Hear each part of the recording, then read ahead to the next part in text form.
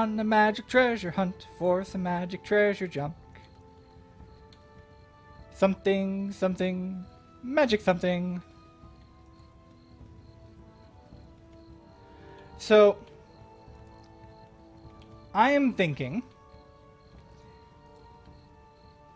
and Haravan's guide has some good lists and some good recommendations for what parties you should run, if depending on whether or not you are running a good party or you're running an evil party.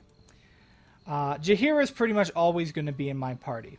She's just too good of a combination of a frontliner and a healer to pass up. Plus, as Haravan points out, Jaheira... Oh, that was my fault. Jaheira is one of the characters that's going to carry over with us into Baldur's Gate 2. She's completely unaffected by anything we do in this game for the most part. But it's nice to have some type of continuity for saying why Jaheira continues to be in our party in Baldur's Gate 2. Imoen is an excellent example of how to use dual classing.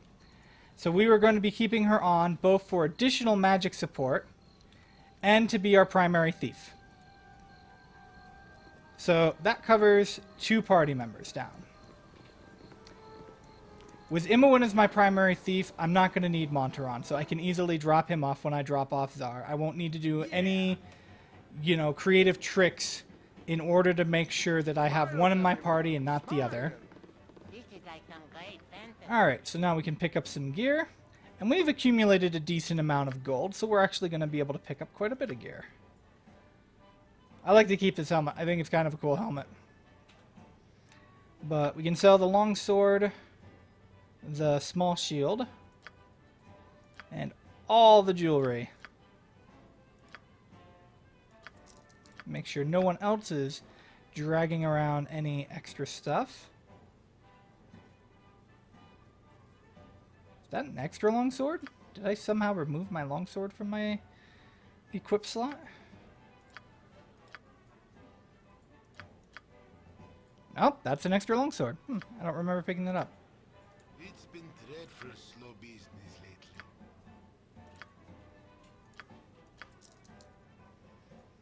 Okay. Real quick, we'll give that plate mail to Ajantis. And that'll very, very much buff up his AC. I'm mostly going to be using Montaron currently as a frontline fighter, so I don't care about his stealth. So we're going to give him some better armor.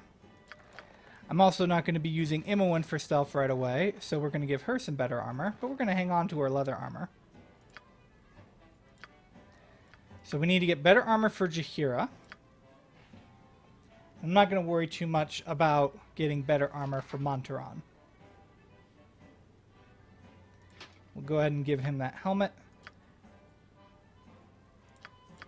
Helmets in this game, by the way, for those of you not familiar with AD&D 2nd Edition, actually help protect against critical hits.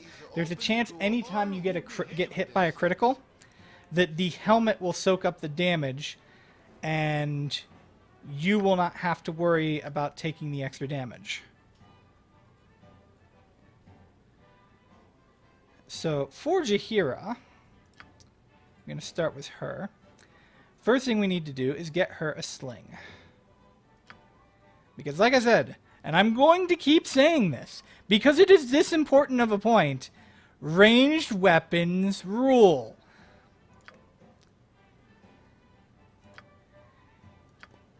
You can literally... see, doing some math here. You can literally walk forward slowly, revealing the fog of war, and pick off enemies that you spot one at a time.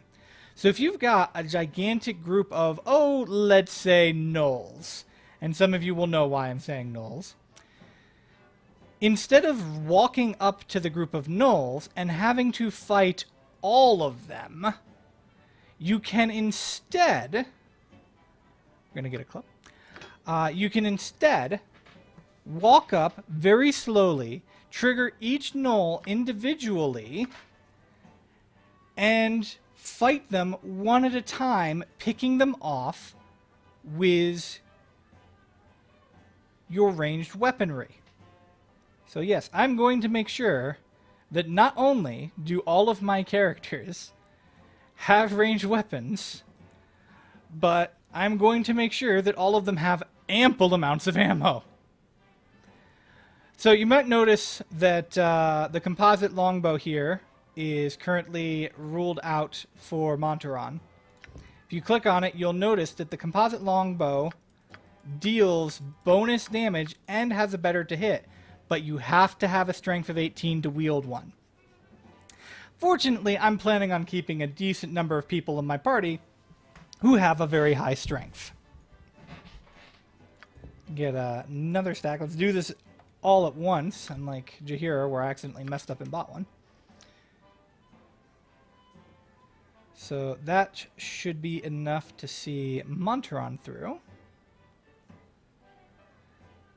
Jantis only has his sword, so we're going to get him a longbow.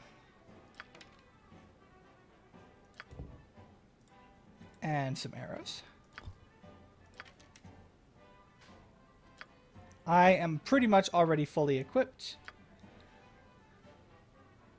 Zar for now can get another sling, and he can hold on to that until we drop him off.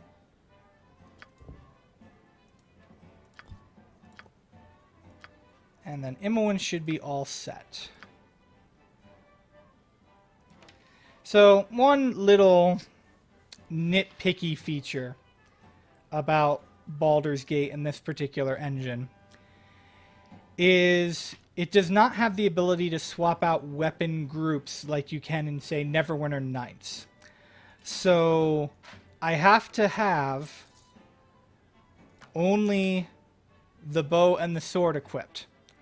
This means if I want to equip the shield, I have to go back into my inventory and switch out the bow for the shield in the middle of combat. Now, the game auto-pauses, so I don't have to worry about getting hit while I'm doing that, which is another nice new feature that they added into this version of the game.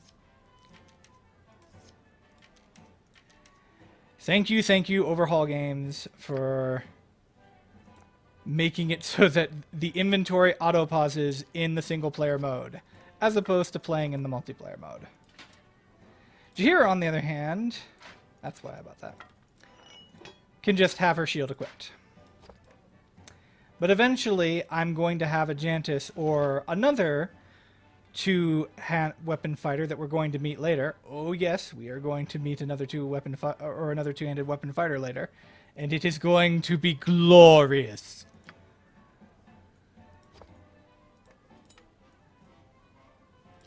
So that way, I don't have to worry about constantly switching up.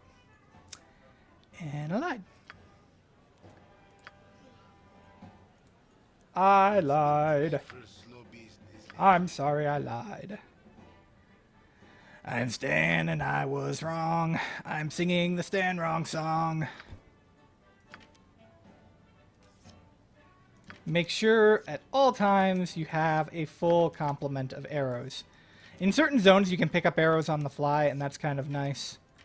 But for now, we need to make sure that we have bought all of the arrows we need. Also, it should be noted, arrows do not take up space and do not take up weight in your inventory. That's a very nice consideration that Black Isle had for us. And we are ready to adventure south. Hey guys, it's Divine Erdrick. If you like what you saw, go ahead and hit that like button and subscribe for more content coming soon. You can also follow me at twitch.tv/derdrick or on Twitter at Divine Erdrick. Thanks again.